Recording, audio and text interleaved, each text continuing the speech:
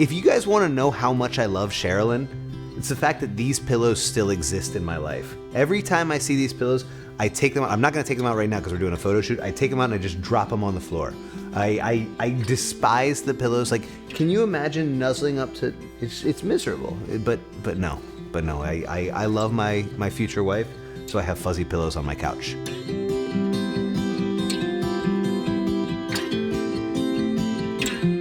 So hi, I'm Jacob. I grew up in Rockville, Maryland, so about half an hour that way. And I went to high school in the area, grew up in the area, and couldn't wait to get out of the area. I'm Sharilyn. I'm 33 years old, and I love exercise, working out, being with my friends, with my family. I wandered all over the country and all over the world, and it's funny how life kind of comes full circle. So here I am. I'm a therapist, marrying a therapist. My mom was professional colleagues with this woman named Lenore. Hi, Lenore.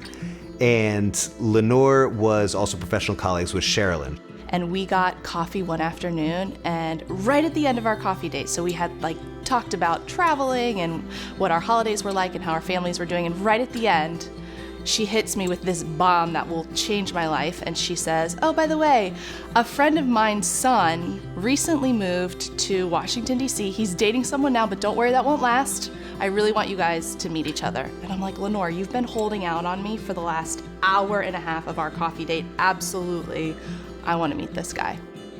I looked her up, and this woman's, I mean, she's gorgeous. She's absolutely beautiful. I remember seeing this one picture. It was just after the Women's March, and there's this proud, beautiful, incredible woman. I was smitten already. I knew instantly. I was like, oh, I'm curious. We meet at Kramer's Books in DuPont Circle, and I am pretty nervous because I don't think I've ever been set up with anybody. And so this felt very important because I love Lenore, I trust her tremendously. And from the very minimal research I could find about Jacob online, I knew he was Jewish, I knew he had a dog who had recently passed away, but a lot of things had lined up for me. So I remember walking into Kramer Books, and of course I was a little bit late and running behind. You know, I think I was reading the back of some book, and she walked up. She was wearing a white tank top and a green kind of army jacket and a pair of jeans. And I see him, and he's reading this book, and he looks up, and then my heart skips a beat, and I'm like, oh my God, you're so gorgeous. She comes up and she's like, hi. I'm like, hi, I'm Jacob, and our first date was 5 hours. I've never been on a 5-hour date before.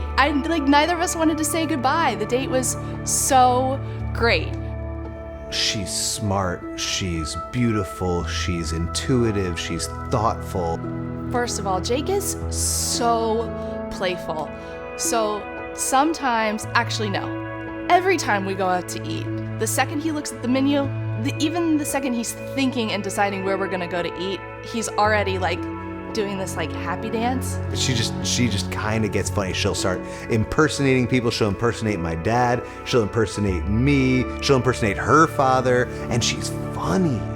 One of the things, and I think along with the food that he savors is trees and wilderness and animals. I just love the way Jake savors some of the smaller things in life that I tend to miss over because I'm in my own little world. I feel like I know something that, other people don't know because I get to see her at her best. I get to see her at her funniest.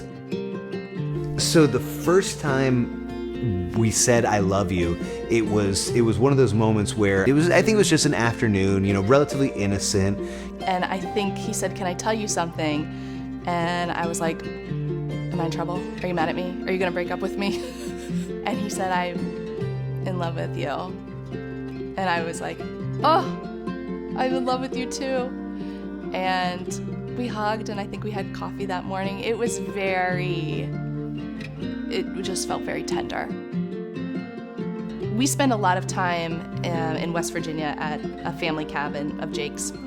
And it's just a great place for us to go and be together and sort of tune out the rest of the world. And we go on a lot of hikes, and Theo will come. So I had this plan of how we were gonna hike, but it turned out to be they were doing an ultra marathon at Kaye State Park. So it screwed up my whole plans. Like, I was gonna propose right over there. I don't think I started having an idea until the morning. And so Jake says to me when he's packing for the weekend, he says, bring your shirt. I'm gonna wear mine. And I was like, really? You wanna wear your shirt with me? Because he never wants to wear his shirt with me. So we're gonna bring our shirts. We're gonna like take a picture at the top of this overlook and like maybe put on a little mascara. And so in the back of my mind, I'm thinking, I think he's gonna propose to me. Am I gonna be engaged? Oh my God, I think I'm gonna be engaged. And I found this rock outcropping, and it was this high rock outcropping, and I set the tripod down there. I was like, hey babe, let's put on these shirts, our matching shirts, so we can take pictures together. He comes up this rock, and I'm facing one way, and he's like, here, turn this way. So I end up getting down on one knee, and I'm on this little precipice, and like I'm about to fall over because I'm shaking. I have this long, drawn-out speech, and I totally blank. He gets down on one knee and like loses his balance a little because I think he was nervous and a little shaky, and opens it up, and he says, will you marry me? I love you so much. I want to be with you for the rest of my life. Will you marry me? And then she looks down at the ring, and it's exactly what she wants, and she just starts sobbing, and I start crying, and we're hugging, and like she has to help me up because I'm on one knee and I'm like all shaky and everything, and she helps me up, and little Theo's down there barking at us. I think marriage is putting the other person's interests ahead of yours. It means commitment. It means trust. It means surrendering to being loved and cherished and held by this other person. I think marriage means family. I can't wait to have a family with Sharilyn. I think she's going to be such an incredible mom. How many kids do we want? 2 and a vasectomy. That's the game plan. 2 kids, done.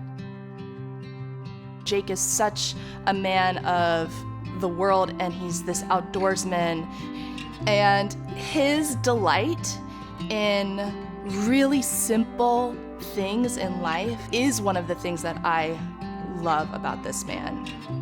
Jake, in his perfect world, would love to marry me on top of a mountain in the desert and then have a little party afterwards.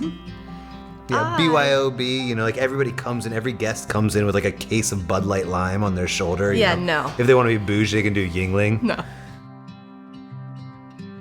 Oh, wow. let's let people see that. They need to know, Theo. They need to know. I do. I love our hikes. I think we've turned Theo into a little hiking dog. He was not a hiking dog. He was not a hiking dog. I like our hikes. I like our little adventures. He's like, no, I don't want to be He with does not want to be with you. I want to be with Mommy. Oh, that's the voice. That's the voice. That's his voice. So for our honeymoon, we're going to do Kilimanjaro, and I think that's just so symbolic of marriage and of our relationship, which is it's going to be really hard and it's going to be a blast. I love the way that this woman makes me feel. She's so selfless. She's so ready to give to other people, and to be the recipient of that on a regular basis is such a gift.